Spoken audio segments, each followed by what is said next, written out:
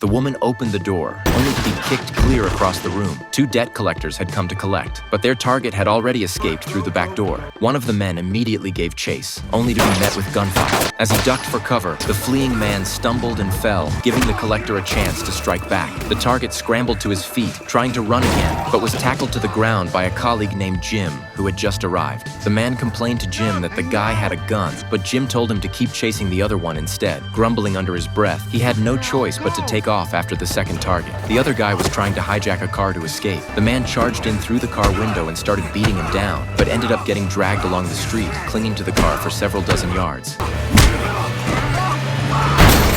Luckily, the car slammed into another parked vehicle, saving the man's life at the last second. His name was Jack. He used to own a martial arts dojo, but it went out of business due to poor management. Now, crushed by financial pressure, he had no choice but to take a job as a debt collector. He never imagined his first day on the job would be this much of a disaster, and this was supposed to be an easy, low-level target. The higher the rank, the tougher the job. Soon, Jack and Jim were on their way to the next target, but as soon as they stepped through the door, a massive, muscle-bound bodyguard came out to greet them. Jim decided it was time for Jack to handle this one. Jack walked up and threw a punch, but the guy didn't budge. He followed up with two more punches, but the bodyguard grabbed him and tossed him out the door. Jack was furious. He got back up and launched a wild counterattack, but just then, a second bodyguard charged in. Jack was pinned to the ground and beaten mercilessly. Seeing this, Jim jumped in to help. The two of them teamed up, coordinating their attacks, and finally managed to take down both bodyguards.